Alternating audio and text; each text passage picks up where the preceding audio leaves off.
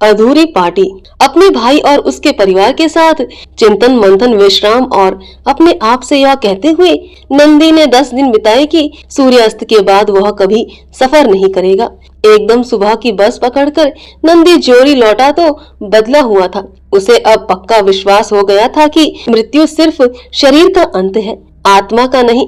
पवित्र भगवत गीता, जो आत्मा के अविनाशी होने के दर्शन को सामने रखने वाला प्राचीन हिंदू धर्म ग्रंथ है, अब हमेशा उसके साथ रहने लगी थी। असल में वह अब भी है। पिछली बार कुछ साल पहले मैं जब उनसे मिली थी, तब भी भागवत गीता की वही पुरानी पुस्तक उनके बिस्तर के किनारे की मेज पर रखी हुई थी। किस्मत की बात है, उस समय झरकू ड्यूटी पर था जब तक वह भयानक स्त्री मेरे पीछे पड़ी थी। नंदी चाचा ने उस दिन की घटना को याद करते हुए कहा, जो उनके दिमाग में इतने वर्षों बाद भी एकदम ताजा थी। उस रात जिंदा बचने की सारी उम्मीद मैंने छोड़ दी थी। तुम जानती हो, उसके बाद से ही केरोसिन की लालटेन लिए लाठीधारी आदमी मेरे लिए भरोसे और सुरक्षा का प्रतीक बन गया है। उतना कहते ही वह मुस्कुराने लगा। कई साल पहले जब नंदी वाइल्ड फ्लावर हॉल में ठहरा था, तब एक शाम उसने एक सवाल किया था, भैया क्या आपको लगता है कि वह भूतिया औरत मुझे गंभीर नुकसान पहुंचा देती? मतलब मेरे शरीर में प्रवेश कर जाती या खून पीकर मुझे मार डालती? पा ने कुछ सोचा था और फिर मुस्कुराने लगे थे। क्या बात करते हो नंदी, हो सकता है वह भूत थी ही नहीं। मुझे लगता है एक योग्य बांका जवान होने की वजह से तुम उसे बहुत आकर्षक लगे और इसलिए वह तुम्हारे पीछे पड़ गई थी। इससे पहले कि तुम्हारे पीछे पड़ी वह जवान औरत तुम्हें मार डाले, तुम जल्दी से शादी कर लो। देश राज की कहानी को याद कर नंदी का चेहरा पीला पड़ गया था। भैया मजाक कर रहे थे, लेकिन वे काफी हद तक सच कह रहे थे। भैया जी, वह भूत ही थी, मुझे पूरा यकीन है, उसने जोर देकर कहा। और मुझे यह भी लगता है कि वह ट्रक में मेरे साथ सफर कर रही थी। वो उसी जगह से मेरा पीछा कर रही थी जहाँ हमारी बस खराब हो गई थी। भूतिया औरत पूरे समय खराब बस के बाहर ही होगी, भटकती हुई मौके की तलाश में, या कहीं वह हमारे साथ बस के अंदर तो नहीं थी। नंदी अनुमान लगा रहा था। उसके भैया ने उसे गुस्से से देख रहा था। नंदी, कुछ तो समझदारी की बात करो, तुम न जाने क्या क्या सोच रहे हो। तुमने उसे ट्रक पर सवार होते देखा था?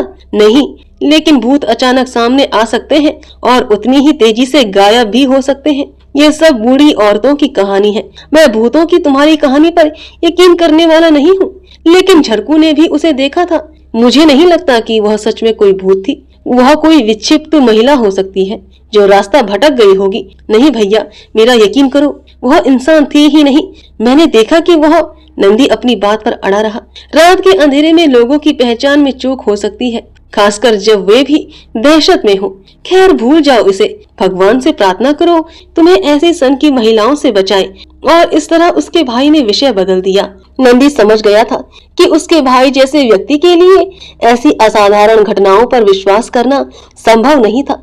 जब तक उसने अपनी आंखों से नहीं देख लिया, तब तक वह भी ऐसा ही था। क्योंकि झरकू ने भी उस भूत की एक झलक देखी थी, इसलिए एक वही था जो उस पर विश्वास कर रहा था। नंदी उसका आभारी था कि उस रात उसने उसे बचा लिया था। वह जितने दिन भी वाइल्ड फ्लावर हॉल में रहा, बार बार झरकू को इसका एहसास कराता रहा कि वह उसका कितना आभारी है।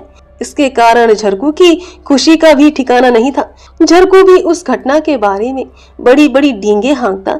अगर उसके साहब ने उसे चेतावनी नहीं दी होती कि किसी से भी उस घटना का जिक्र ना करें, इंस्टीट्यूट का प्रिंसिपल होने के कारण पा ने सख्त एहतियात बरती कि कैंपस में किसी तरह की अफवाह न फैल जाए। झरकू, उस घटना के बारे में किसी से भी अनाप शनाप बकते मत चलना। पा ने उसे कड़ी हिदायत दी थी। तुमने और नंदी ने उस रात जो कुछ देखा, उसकी कहानी फैलनी नहीं चाहिए। नहीं साहब, मैं ऐसा नहीं करूँगा, मेरा मुंह बंद रहेगा। उसने भरोसा दिया था और अपने वादे को निभाया था। समय बीतता गया, मानसून आया और चला गया। सर्दियों में बर्फ ने धरती को उदासी भरे सफेद रंग से ढक दिया और लोग अलाव अगेठी में आग जलाकर घर के भीतर सिमट गए थे। पहाड़ों की ठंडी और भीगी भीगी सी बसंत ऋतु का स्थान धीरे धीरे सुहानी गर्मियों ने लेना शुरू कर दिया था। मौसम का पहिया घूमता रहा और उनके साथ नश्वर जीवन के दिन भी आगे बढ़ते जा रहे थे।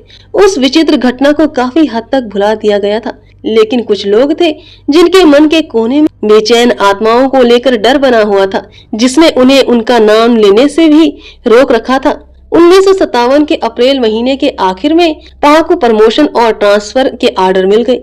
उन्हें शिमला के हेड ऑफिस में ज्वाइन करना था। वाइल्ड फ्लावर हॉल में उनके पद पर मिस्टर कुलकर्णी आने वाले थे, जो नए प्रिंसिपल की जिम्मेदारी संभालने के लिए दिल्ली से आ रहे थे।